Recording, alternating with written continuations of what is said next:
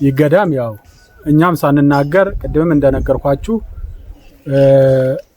አጸዱ ዛፉ ይናገራል በጥንታዊነቱ ማለት ነው።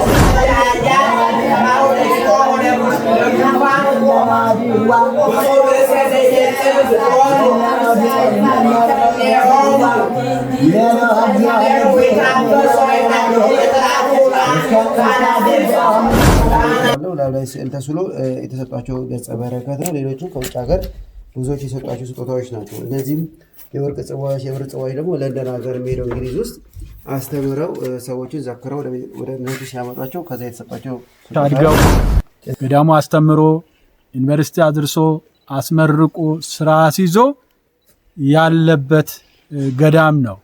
ትልቅ አባት ነበሩ። አሁንም ዘመናዊ ትምህርት ቤት እዚህ ታች ይታዩት አካባቢ አቅመ ደካማ የሆኑ ደብተር ያጡ ደብተር እየሰጠ ዩኒፎርም ያጡ ዩኒፎርም እያሰፋ የሚያስተምር ገዳም እስከ 400 ተማሪ ያለበት ትምህርት ቤት አለ። አንድ እስከ 8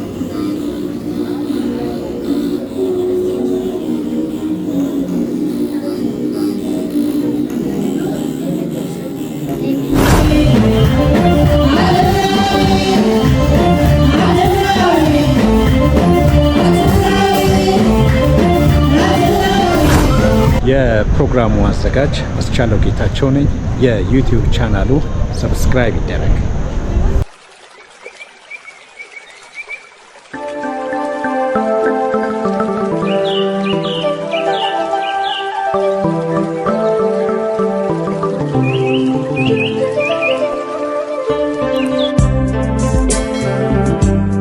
ዛሬ የምንቃኘው የምሁር ኢየሱስ ገዳምን ነው።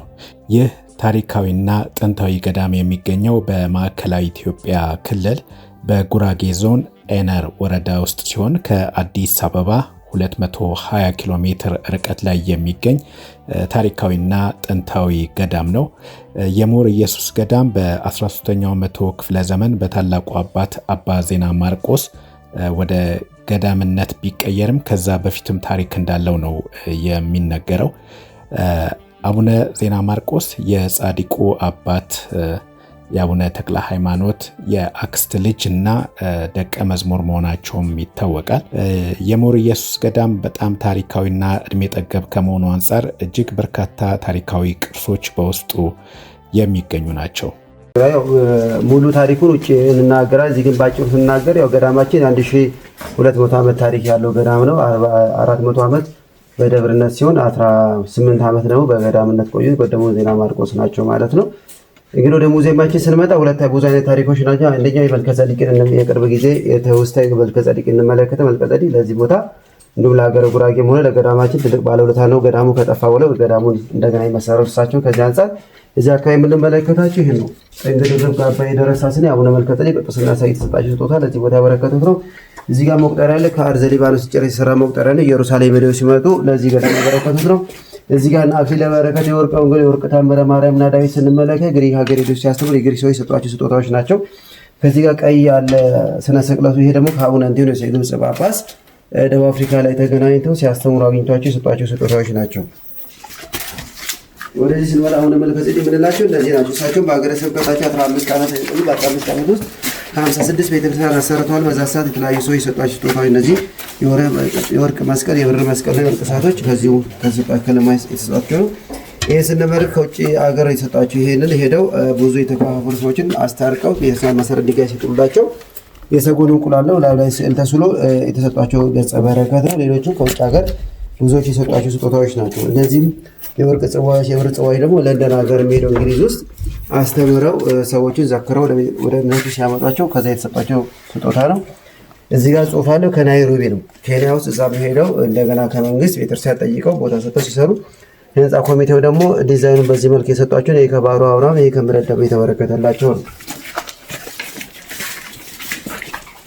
እዚህ ጋርም ስንመለከት እዛ ጋር እንግዲህ 16 ኪሎ መዘን የብር መስቀል ነው። ያው በ17ኛው መቶ ክፍለ ዘመን ነው የሚለው ከማን እንደተሰጠ አይገልጥም ማለት ነው። ይሄኛው ገዳሙ ከወደቀ በኋላ ገዳሙን ሊያበረቱ ከማህበረ ሥላሴ ራእይ ተገልጾላቸው መጥተው እዚህ ቦታ ያረፉት እነ ገብረ ኪዳን ኪዳነ ማርያም አባ ነብሶ አለ። የገዳማችን ትልቅ ባለውለታ ናቸው ማለት ነው። ታሪኩ ባለ በሰፊ ስለሆነ እነዚህ አጼ ምኒልክ ለዚህ ቦታ መሬት ሰጥተው ነበር እና 60 ጋሻ መሬት በዛን ሰዓት እሳቸው ደቡብን በሚገዙበት ሰዓት ይሄ መሬት አይፈቀድም ብሎ መሬቱን ሲወስዱ እግዚአብሔር ተቆጥቶ በደዌ ተመተው ነበር። ደዌ መዳን ሲያቅታቸው እንደገና መጥተው ገዳሙን በድያለሁ ብለው ይቅርታ ሲጠይቁ ድነዋል። ሲድኑ የሰጧቸው ገጸ በረከት መንፈሳዊ አረጋነ ፊልጵስዩስ መጽሐፈ መነኮሳት የብራና ወንጌል የለካዛቸው ነው። እዚህ ጋርም የብር መስቀሎች፣ እነዚህ ጽዋዎች፣ መቁረብቶች እዚህ ጋር መለከት ደውል እሳቸው ለዚህ ቦታ ከሰጡ በኋላ እንደገና የቦታውን ታላቅነትና ደግሞ እዚህ የሚሰጠውን አገልግሎት ታይቶ ከራሳቸው ግዛት ላይ 125 ጋሻ መሬት በታንኩራ ለዚህ ቦታ አበርክተዋል ማለት ነው።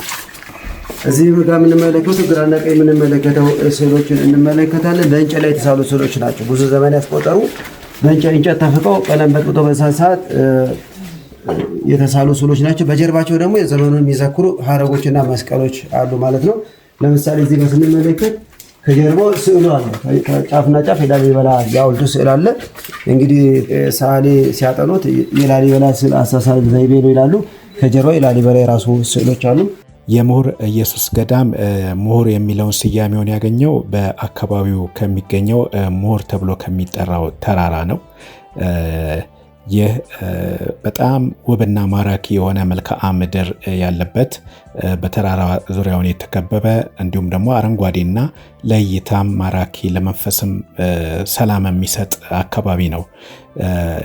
የምሁር ኢየሱስ ገዳም በርካታ ምሁራንን ያፈራ በርካታ ሊቃውንትን ያፈራ ትምህርት ማዕከልም በመሆን ያገለግላል እስከዛሬም ድረስ ማለት ነው።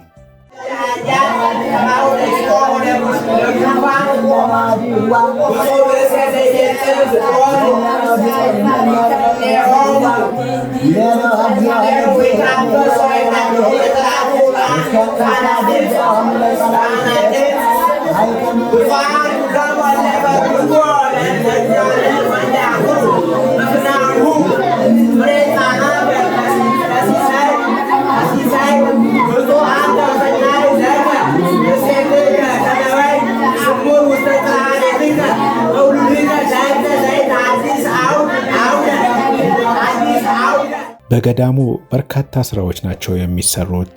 የልማት ስራዎች ይሰራሉ፣ የመንፈሳዊ አገልግሎቶች ይሰጣሉ። ከነዚህም ውስጥ በገዳሙ የሚገኙ ሴት መነኮሳት በገና በመማርና በመደርደር መንፈሳዊ አገልግሎት ያበረክታሉ።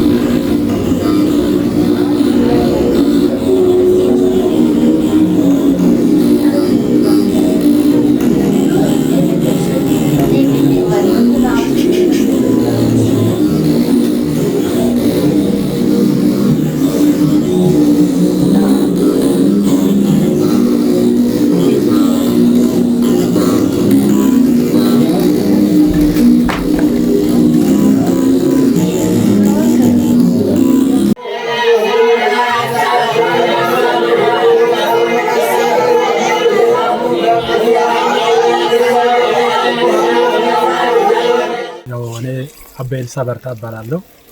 እዚህ ገዳሙ መጋቢ ነኝ። ትልቅ የሆነ ታሪካዊ ገዳም ነው። ቅድምም እንዳልነው ይህ ገዳም ያው ከ8ኛው 140 ክፍለ ዘመን ጀምሮ ደብረ ኢየሱስ ወይም ደግሞ ይምቦል ኢየሱስ ተብሎ ይጠራ ነበር። ከ840 ክፍለ ዘመን ማለት ነው። እንደዚሁ በጻድቁ አባታችን በአቡነ ዜና ማርቆስ በ13ኛው 140 ክፍለ ዘመን ገዳም ተብሎ በገዳምነት ተሰይመዋል። ይህ ገዳም ያው እኛም ሳንናገር ቅድምም እንደነገርኳችሁ አጸዱ ዛፉ ይናገራል በጥንታዊነቱ ማለት ነው። እና ከዛን ጊዜ ጀምሮ የነበረ ታሪካዊ ገዳም ነው። ከጊዜው የተነሳ ከቦታውም ርቀት የተለያዩም ነገሮች ያው የሚገባ ስለማያገኝ ይሄንን ታሪኩ ደብዝዞ ጠፍቶ ይኖራል ነበረ። አሁን እግዚአብሔር ይመስገን እያለ ይህንን ትምህርት ቤቶች የተለያዩ እደ ጥበባቶች ገዳሙ ከጀመረ በኋላ እየታወቀ እና ያንን ታሪኩ ጠፍቶ የነበረ እየጎላ የመጣበት ገዳም ነው። ገዳሙ ከደቡብ ባለ ገዳማት ወይም ደግሞ ከሀገር ባለ በሚጠሩ ገዳማት አንዱ ይህ ምሁር ገዳም ኢየሱስ ነው። አቡነ ዜና ማርቆስ ናቸው የገደሙት። በ13ኛው 140 ክፍለ ዘመን ወንጌል ያስተማሩበት ጣዖትን ያሰጠሙበት ገዳም ነውና ትልቅ ገዳም ነው እንደምታዩትም ማለት ነው። እነ ጉዲት ወዲት ሌሎችም ነገስታቶች እነ ባልሻ አባ ነፍሶ እና አፄ ምኒልክ ቅድም ሙዚየም ላይ ገብታችሁ እንዳያችሁት ብዙ ቅርሶች ብዙ አባቶች ያበረከቱበት ያስቀመጡበት ጥንታዊ ገዳም መሆኑ ይታወቃል።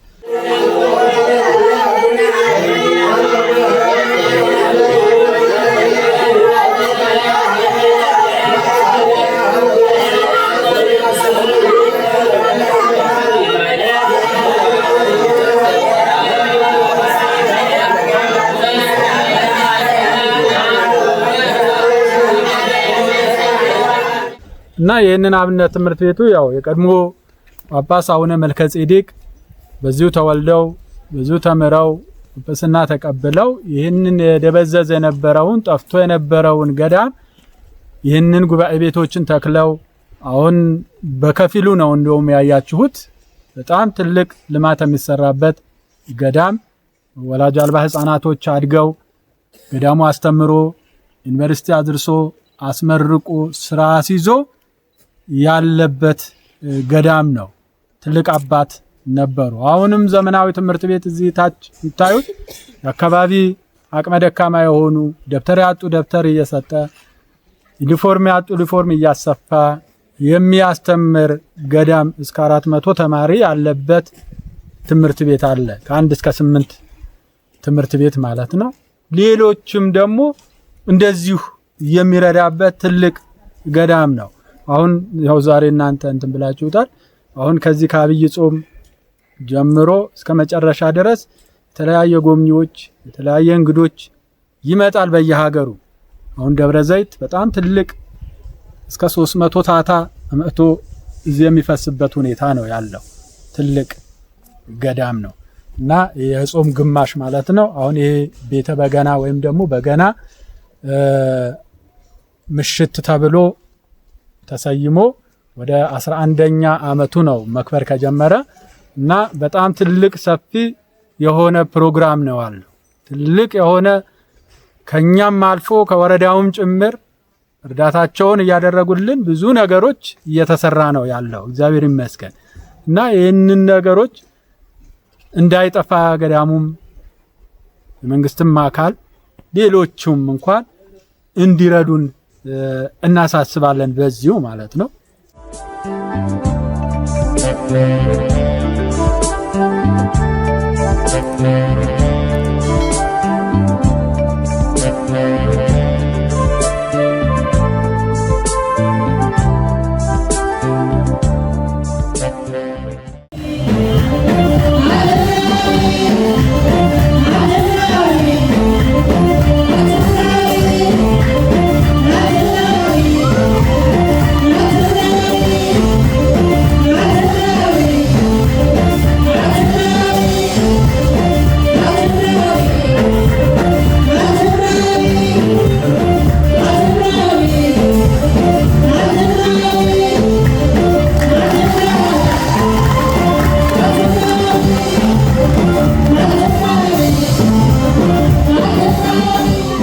በወልቂጤ በነበረን ቆይታ ደግሞ በጉራጌ ማህበረሰብ ለሴቶች መብትና እኩልነት የታገለችውን የነጻነት ተምሳሌ ተደርጋ የምትቆጠረውን የቃቄ ውርዶትን የሚዘክር መድረክ የመካፈል እድል ገጥሞናል። የቃቄ እንደሚታወቀው በጉራጌ ማህበረሰብ ዘንድ በተለይ በሴቶች ላይ የሚደርሱ ጫናዎችን ያለ ምርጫቸው በግዳጅ ወደ ትዳር እንዲገቡ የሚደረገውን የንብረት ባለቤትነትና የውርስ መብት መነፈግን ማህበራዊና ፖለቲካዊ ተሳትፎ የላቸውም በሚባል ደረጃ ድረስ ያለውን አሰራር በመታገል ነው የምትታወቀው። ትግሏም የቃቄ ውርዶት ንቅናቄ ተብሎ ነው የሚታወቀው እና ይህንን ታሪኳንና ገድሏን የሚዘክር የቃቄ ውርዶትን የነጻነት ትግል የሚያሳይ ቲያትር በብሔራዊ ቲያትር ለህዝብ ቀርቦ እንደነበርም ያው የምናስታውሰው ነው እና ቃቄን የሚዘክር መድረክ በወልቂጤ ተዘጋጅቶ እዛም የመሳተፍ እድል ገጥሞን ነበር።